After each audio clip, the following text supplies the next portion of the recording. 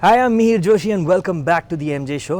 As you can see, I'm at Hard Rock Cafe. It's been a very special morning. I've had the chance to, do the EP launch for a singer whom I genuinely love very, very much. I had a chance to see him sing a few of his songs as well. Now, after the launch is over and a whole bunch of press interviews have been done, I'm sitting with him and we're going to catch up and talk a little bit about his new EP, about his new album, and a whole lot of other things. He is Shane Filan, the singer, and he was with Westlife. Now he's got a solo career to look forward to. He's got his new EP out. We just, like I said, launched it like 15 minutes ago. Actually, a little more than 15 minutes ago. And I'm here with him, so let's get him on. Let's say hi to him. Shane, welcome to the show. How are you? Fantastic. Thanks for having me. Good to be here. I had a blast doing your launch and watching you perform. Thank you. Seeing all the love that your fans have for you. I know, it's amazing. Yeah, this is my first international trip, my first Asian trip as well, so first country, India. So it's great to be here. Obviously, I was here 10 years ago with the band. Yeah. But since then we haven't been back, so it's nice. It's my first trip. And it was amazing to see that they knew your songs. And I know. It's quite an intimate setting too, and it's nice to kind of see the fans' reactions. Yeah, and singing your songs back to you. Singing my songs back to me, which is incredible, and it's something that I'm, something that's new to me as well, because all these songs are brand new. So, it's a nice feeling. This is incidentally the new EP. Yeah. It's out in the Indian market right now. Universal Music has put it out. There you go, the plug for the record label as well. But yeah, it's incredible. The first single is up on YouTube as well. You can see the video. You're also putting out one more single on YouTube very soon, right? Yeah, it's not actually on this one. It's actually a single from my album that's going to promote my album. Yeah, my album is coming in November. It's called You and Me. Yeah. And the second single is called About You. Okay, I'm going to give you a chance to see the first single. The single's called Everything to Me. It's a beautiful, beautiful video. Here's the link. Check it out and let me know what you think about the video. Let Shane know as well. Incidentally, Shane's on Twitter, so you guys all already know that. So you can tweet to him directly and tell him what you think about the video. Yeah. It's Shane Filan, ShaneFilan at Twitter. All right, so let's talk about, before we get into the album and the EP, I'd love for people to also sort of see the whole journey, because you started off really young with Westlife. Yeah, I did. Yeah, we were 18 years old, starting Westlife, and obviously, Westlife had amazing success very quickly. Yeah. And it was just one of those crazy journeys that, a dream stuff you get to. Yeah. You want to be a pop star, and you want to, be all like all these other bands, and then you get to do it. Yeah. And we got to do it at the highest level, so some of the stuff we got to do over the years is incredible, and some of the records we set and all the number ones, and 14 number ones in UK, and 50 million copies sold of your albums. Over 50 million copies. That's ridiculous. It's ridiculous. Yeah. When you actually look back at it now. It's pretty ridiculous, but it was amazing. We did 12 albums in 14 years. We were very busy boys for a long time. But eventually, obviously, we knew it was going to end eventually. But we ended on a high. We ended on a great note, and we're very kind of proud of our career. I believe the last concert, your farewell tour concert that you did, the last couple of them, I think the tickets for it, like 85,000 people or whatever, sold out in like 5 minutes. That was another record. 5 minutes, yeah. The first concert sold out in 4 minutes, I think, was the record, which is pretty cool. Pretty cool. It's a lot of people, 85,000 people, and it's a small country too. Ireland's very small. It's only like 5 million people, so it's pretty big to do that. On 2 nights, we did 2 nights too. Fantastic. Where did it happen? Where did the last concert Crow Park Stadium. Oh yeah? It's like the big national kind of Gaelic football stadium. Oh wow, okay. Yeah. Speaking of football, you're a huge football fan, aren't you? I'm a Man United fan, yeah. Yeah. Not a great result yesterday though. Not a great result yesterday. We're talking about the Manchester derby. But, I think one of the reasons all of us love United is because they managed to bounce back out of everything. Well, hopefully, I think this is going to be a very tough year. Very tough year. A lot of great teams, and I think some of the other teams like Liverpool, Arsenal, Tottenham Hotspur, they're all starting to come out of the shadows now. Like Chelsea aren't playing too well. Man City obviously are doing well. Yeah. Man United are like 8th at the moment in the table. So not a good scene. It's not a good start. So I think we need to pick it up a bit. But I think they need a little time. We can't judge. David Moyes. He's just started off. It's a brand new, massive thing to take on. Correct. And he has to build a team. Yeah. So hopefully in a couple of years we'll be great again. Yeah. You know what? I don't know if you guys know this, but he had a chance to play with. I mean, if you are United fans, this is like a massive thing. With Giggs, he also played with Zidane, so many other people. Soccer Aid 2010, right? Soccer Aid 2010. Yeah, I got to play in that. was pretty cool. It was in Old Trafford. Old Trafford. Sold out. And yeah, it was. And you scored a penalty in that, didn't you? I scored a penalty. It was 2-2 at the end, and there was penalty shootout. Yeah, I scored a penalty, and I set up the first goal. Me and Zidane set up the first goal, which was a pretty cool thing. But yeah, it was an amazing experience. Obviously, it was pretty cool. Brilliant. Okay, let's get back to the music. United is just something I'm extremely passionate about as well. So I just thought we must. It's all good. It's always good to talk about a bit of football. Always good to talk about a bit of football. All right. So growing up, before Westlife began, you had another band before that as well, right, in Ireland? Well, no, the Westlife kind of came from IOU. 6-1 and IOU were eventually Westlife. So we were three of us were in the other bands as well. Which was called IOU, right? IOU. So myself, Cian and Mark were in IOU, Yeah. and then we auditioned for Nicky and Brian to come into Westlife, and then we made Westlife. And Simon Cowell picked the name. He called us Westlife because we were from the west of Ireland. Okay.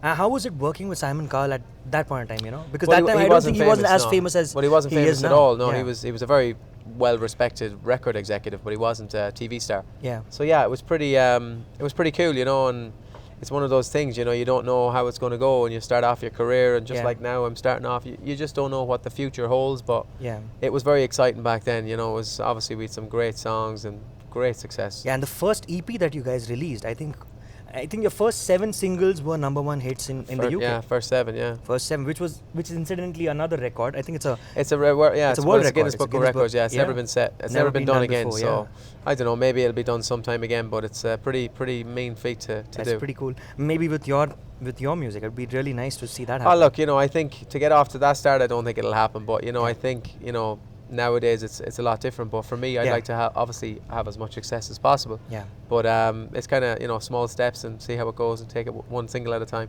Very cool. Growing up, who were your influence? What are the kind of music that you were listening to? Michael Jackson was a massive influence on me when I was younger. I used to love everything, all his music, everything about him. Yeah. I think he's the kind of person that kind of gave me confidence to start singing. Yeah. In public and start wanting to sing. Did you when you were singing back then when you were a kid, was there a Michael Jackson song that you'd sing in the Man in the Mirror I used to love, yeah. Oh, yeah? I used to sing it all the time, literally try and copy exactly all the all little breaths and everything he took, and and it was one of those things, I suppose. You're growing up, you have an idol, and Michael Jackson was mine, as well as many million people in the world loved him. But yeah, he was great though. His songs were incredible. Brilliant every songs. single time were just incredible. And you know what? One of the coolest things for me as well, growing up, we're around the same age, so I know what you mean. Michael Jackson was doing so many amazing things at that point of his concerts, his albums were incredible. Yeah.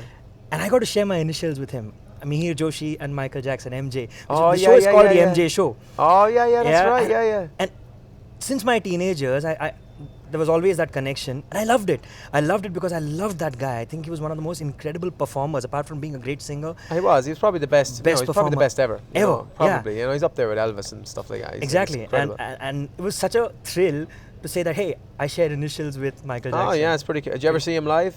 I missed out the one time when he came to India because I was in my 10th standard and my mom would you got to sit at home and study.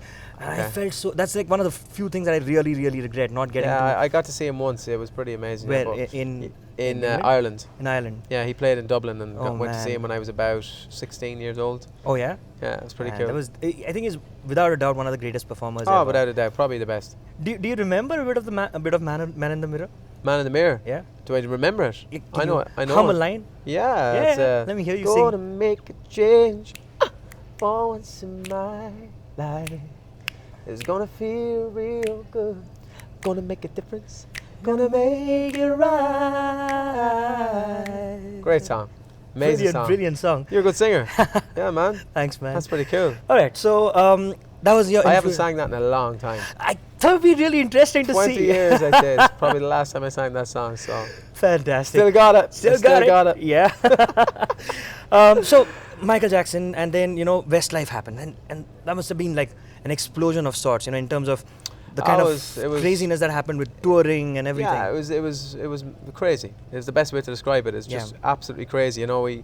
We kind of dreamt of being in a boy band and being pop stars, and we were like overnight. It was just like instant. Like with the first year, it was just like crazy. Yeah. And but we worked hard. We worked very hard. We had good songs, and we traveled the world, and that's what happens. If you need a bit of luck too, though. We definitely got a bit of luck too, I think. Don't I remember there was a connect with Ronan Keating as well, right? He was He was instrumental in at the very beginning. Yeah, he at was the kind very of part of the beginning. management with Louis, our manager. Yeah. But Because he manages Boyzone as well. Louis managed Boyzone. Yeah. managed Boyzone. Yeah. So yeah, he was. That's how we met Louis. Okay. And Ronan was brought on board for a bit of advice and stuff at the start. All right. But it was only for like the first year. Or whatever, Okay. And then it was Simon Cowell's company which took over, is it? Simon Cowell was the record label. He label. basically signed us, so we were on his record label. Okay. So he picked all our singles and stuff with Louis. So until your last album, you were with him, right? Until our last album, yeah, we were on Psycho, yeah. Psycho Records. And then now I'm on Universal. Universal. Yeah. The other record label. Yeah. So 14 years of absolute insanity, millions of copies of albums sold, #1 hits, sold out arenas, thousands and thousands of people. How does it feel to go from that to being a solo artist? Well, it's it's totally different. It's brand new. I think I'm starting again. In every sense of the word. I'm trying to get my music out there to people. I'm trying to get my name, Shane Filan, known. It's very new to people to hear that name. And it's been Shane Westlife for so long. Yeah. So I think it's going to take time. And I think if I keep releasing good songs, eventually people will go, I like that. I might buy that album, and it might take 2 singles, 5 singles. I don't know, but it's something that I'm going to do, and I'm going to work very hard and travel all around the world and try my best to make this a success. It's very important to me. It's my career, it's my livelihood, it's everything. So it's I've got a family as well at home and stuff that I got to look after. So I'm going to work very hard. Yep.